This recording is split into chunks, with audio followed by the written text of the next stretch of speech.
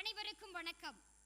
தலைப்பு இன்றைய ஆசிரியர் மாணவர் உறவு.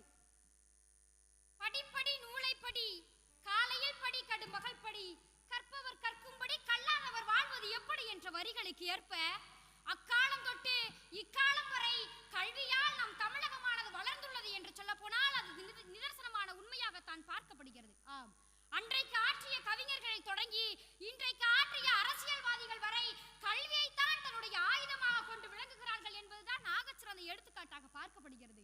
30 கோடி முகமுடையாள், உயிர் மொய்முற ஒன்றுடையாள், இவள் செப்பு மொழி 18 எனும் சிந்தனை ஒன்றுடையாள் என்ற பாரதியின் வரிகளை வைத்து அன்றைக்கு பாரதி தமிழை வளர்த்தார்.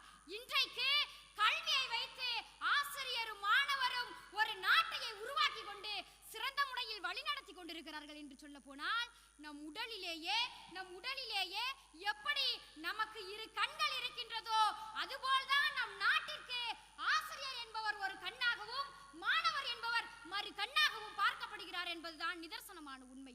அன்றைய காலத்தில் தாமஸ் ஆல்வா எடிசனால் தகர்த்தெறியப்பட்ட மாணவர் தான், ஆசிரியரால் தகர்த்தெறியப்பட்ட மாணவர் தான் ஒரு சாதனையை படைத்தார். அன்றைக்கு ஆசிரியரால் தகர்த்தெறியப்பட்டாலும் இன்றைக்கு நம்மிடையே பேசப்படுகிறார் என்று சொல்ல போனால் அது அன்றைய கால ஆசிரியர்கள் இல்லை.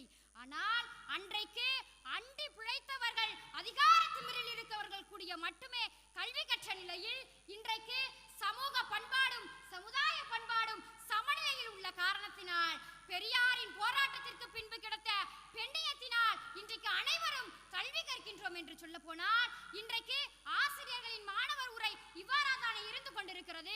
உறவு முறை என்பது நம்முடைய பெரும்பாலும் ஒட்டிக்கொண்ட ஒன்றாகத்தான் பார்க்கப்படுகிறது. மாமன் அத்தை உறவு, அப்பா அம்மா உறவு இவ்வாறெல்லாம் கேள்விப்பட்டிருக்கிறோம். ஆனால் ஆசிரியர் மாணவர் என்ற ஒரு உறவு சொன்னவுடன் அன்பும் பாசமும் ஒருபடி மேலாக சென்று திமிரு முளைக்கிறது என்று சொல்ல போனால் அந்த கல்வியால் தானே அந்த திமிரினை பெற்றுத்தர முடியும். இன்றைக்கு விவசாயம் செய்வதிலிருந்து விஞ்ஞானம் செல்பவர் வரை ஒரு ஆசிரியர் இல்லாமல் ஒரு மாணவன் உருவாக முடியாது என்பதுதான் நிதர்சனமான உண்மை.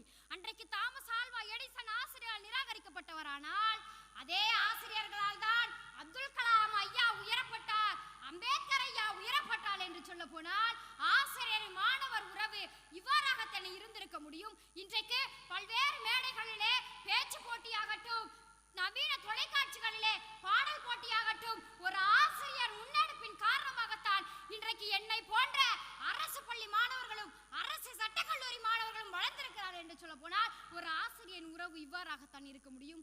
இறுதியாக இவ்வாறு சொல்லி முடிக்கிறேன். கல்வியானது பெரிய ஆயுதம். அதை ஆசிரியரின் மூலம் எடுத்துச் செல்பவன் மட்டுமே வெற்றி அடைவான் என்று கூறி, ஓ மனிதனே யோசித்துப்பார், படிப்பு உன்னை உயர்த்தும், ஒரு நாள் வாழும் ஈசனும் கூட பறக்க கட்டுக்கொண்டு தான் மடிகிறது, முயன்று பார், பாரும் உன்னை வியந்து பார்க்கும், ஆசானோடு கல்வி பயணத்தை தொடங்கு,